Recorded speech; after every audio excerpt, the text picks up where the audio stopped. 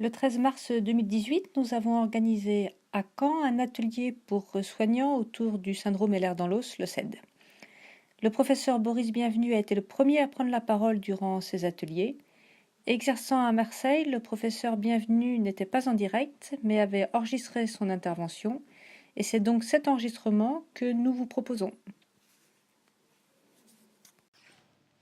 Eh bien bonjour à tout le monde, c'est une petite première, j'ai pas fait ça jusqu'à présent. Je vais essayer de commenter ces diapos d'introduction à la journée organisée par Jeanne, donc je voudrais tous vous saluer.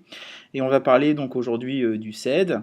Alors il y a des réflexions autour du ou des CED, et puis dans un contexte qui est bien particulier, c'est-à-dire que en fonction du public d'aujourd'hui, je ne sais pas si la salle sera nombreuse ou pas, mais dans les deux sens, c'est un sujet à controverse, hein. Soit on s'en désintéresse complètement en disant que ça n'existe pas, ou alors on en a entendu parler, mais c'est un peu le sujet à la mode. Et puis, on peut aussi être très curieux sur cette question. Donc, je vais essayer de nourrir un peu tout le monde de mes réflexions. De façon générale, hein, une toute petite introduction sur le syndrome d'Ehlers-Danlos, ou les syndromes d'Ehlers-Danlos pour être un peu plus précis. Le point commun, le substratum commun, c'est des altérations du collagène. C'est comme ça qu'on rentre dans cette question-là habituellement, et vous voyez qu'on a du collagène un peu partout. Les scientifiques pourront vous confirmer qu'on en a à peu près 19 types différents. Et donc du coup des altérations du collagène, ça peut donner des manifestations d'allure systémique. Donc d'où l'intérêt d'avoir éventuellement une réflexion interniste autour de ces questions. Les trois principales formes, et celle dont on va parler aujourd'hui, c'est la forme hypermobile. Et la forme que l'on connaît souvent dans le grand public, c'est la forme cardiovasculaire type 4, qui donne des ruptures vasculaires de façon parfois prématurée, avec donc une espérance de vie qui peut être largement grevée, ce qui n'est pas du tout le cas dans le syndrome d'Ehlers-Danlos de type 1, 2 ou 3. Donc, quand ce collagène intéresse en particulier la sphère arthromusculaire, elle peut avoir un impact fonctionnel très important. Vous verrez tout à l'heure qu'il peut y avoir aussi d'autres sphères qui peuvent être intéressées, des sphères viscérales avec des modifications de la compliance viscérale. Le collagène étant une sorte de colle biologique qui permet de structurer les différents organes ou structures anatomiques. Et puis, il peut y avoir bien évidemment, comme toute maladie touchant ce type de structure, un impact non seulement sur la fonction, mais également sur la qualité de vie derrière tout ça. Alors la fréquence, elle est un peu difficile, mais globalement le syndrome d'Ehlers-Danlos hypermobile dont on parlera, on estime que c'est environ 1 cas pour 5000, avec une large prédominance féminine. On pourra aussi discuter de ce biais face à une maladie qui est réputée autosomique dominante. Il y a un diagnostic qui est essentiellement clinique, des diagnostics différentiels qui sont bien complexes, on essaiera de les aborder là, et puis jusqu'à présent peu étudiés. On verra il y a peut-être une dimension sociologique autour de tout cela, et ça peut éventuellement avoir un intérêt dans notre discussion. Alors, elle est peut-être surdiagnostiquée pour certains ou sous-diagnostiquée pour d'autres. En tout cas, ce qui nous intéresse le plus quand on est soignant, c'est cette errance diagnostique et essayer de la limiter au maximum. Les points communs, en fait, c'est de rechercher une hyperextensibilité cutanée, un retard de cicatrisation, des cicatrices atrophiques, une hypermobilité articulaire, des ecchymoses et une fragilité du tissu conjonctif. Ces anomalies, ce sont les points communs au cours des CED.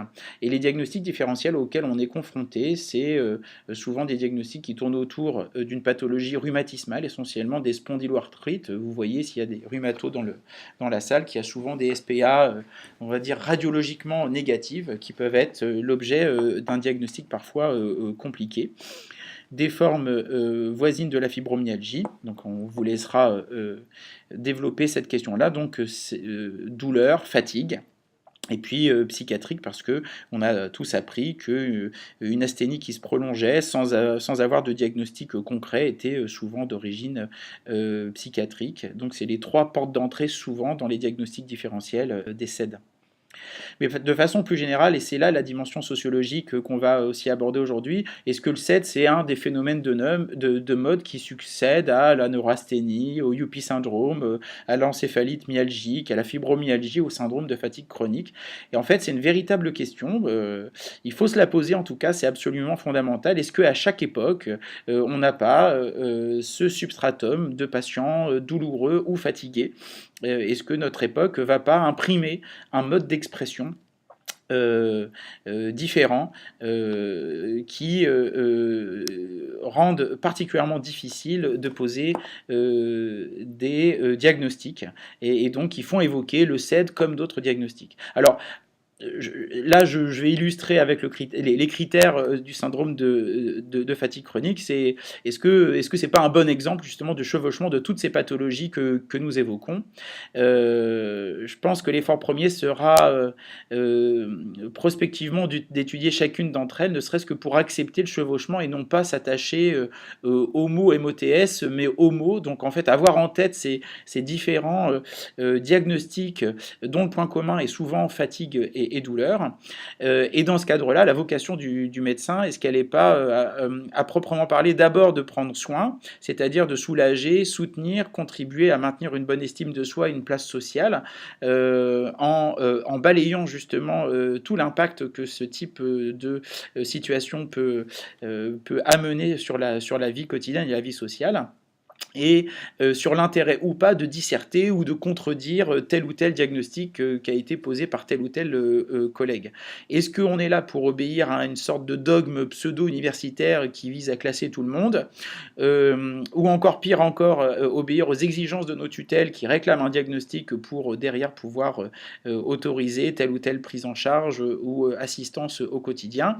Bien évidemment, je ne discute pas la nécessité de reconnaître telle ou telle pathologie, mais on sait très bien que dans ce type de registre, et dans les approches des patients qui sont douloureux et fatigués, il y a plusieurs médecins, plusieurs structures qui ont déjà été sollicitées. Il y a souvent d'ailleurs un large délai avant qu'on ait vu le patient pour la première fois pour porter un diagnostic. Et il y a aussi dans les critères de ces diagnostics souvent même une durée d'évolution qui va être importante. Par exemple, dans le syndrome d'hypermobilité généralisée, il faut avoir 3 mois de douleur.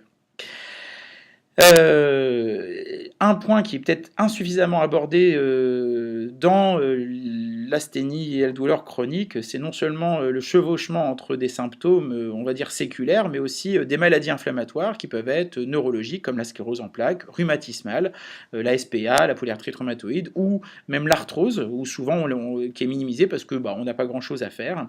Et donc, toutes ces pathologies qui n'ont pas de remède, qui peuvent venir bouleverser les réflexions qu'on a autour de asthénie, douleur et autres inconforts, ça vient rendre encore plus ardue notre démarche diagnostique. Donc là, vous voyez très bien, vous avez eu le temps de lire ces critères de syndrome de fatigue chronique, on peut les retrouver également dans le syndrome d'hypermobilité articulaire bénigne, dont il est parfois difficile et dont, je sais pas, une des discussions est de savoir est-ce que il est ou pas chevauchant avec le syndrome d'Ehlers-Danlos de type hypermobile, mais vous voyez très bien qu'il y a ces phénomènes douloureux chroniques, cette atteinte cutanée, les fragilités des orifices herniaires, donc on se pose vraiment des questions.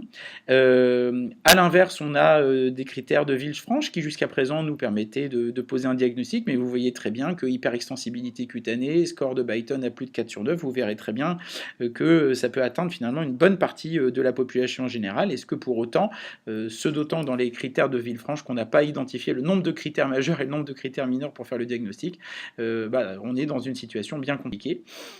À l'inverse, j'ai fait un copier-coller des critères du GERSED, que certains d'entre vous peuvent connaître. C'est un groupe de recherche autour du SED, où là vous voyez qu'il y a une quantité pléthorique de critères, que je ne vais pas détailler, mais des critères qui peuvent être hautement prévalents dans la population générale, et dont le risque... Alors je vous laisserai, vous pourrez aller sur le site pour aller regarder tout ça, mais frilosité, sudation abondante, troubles de l'attention, essoufflement, je pense que, ou douleur musculaire, il y a quand même un certain nombre de personnes dans cette salle qui peuvent ressentir tout ça, mais vous voyez que on peut très vite aboutir à un diagnostic de SAID, ce d'autant qu'il y a des symptômes qui sont listés ici et dont la fréquence n'a pas été estimée, mais tachycardie, dysphonie, constipation. On voit très bien que finalement tout le monde peut avoir un SAID si on étend à l'infini ce type de critères. Donc c'est pas si simple et c'est pour ça que j'ai pas envie de trop vous décevoir aujourd'hui, mais ça veut dire qu'il faut qu'il y ait cette réflexion systémique, pluridisciplinaire, faisant éventuellement appel à un interniste pour faire un diagnostic de SAID. Mais Alexandra vous le dira tout à l'heure, quand elle vous fera part de ses réflexions autour des critères diagnostiques du SAID. Mais là, plus récemment, les choses ont un peu évolué avec l'entrée en jeu des généticiens qui ont essayé de resserrer au maximum le cadre de la classification des SAID. Et vous vous rendrez compte que pour lister tous les items qui figurent dans cette classification, il faut au moins 1 heure, parce qu'il y a 30 items cliniques ou anamnésiques. Et puis il y a toute la revue des diagnostics différentiels, des rhumatismes inflammatoires. Ça encore, c'est pas ce qu'il y a de plus long, mais aussi tous les autres critères des autres pathologies du tissu conjonctif. Donc, en voulant simplifier les choses et en donnant des critères, plus d'ailleurs des critères de classification pour homogénéiser une population que des critères de diagnostic, on se rend compte que ça facilite pas forcément la vie du clinicien au quotidien. J'aurais plutôt tendance à dire qu'il faut avoir ce type de critères en tête, mais pas forcément non plus rester complètement fermé là-dessus.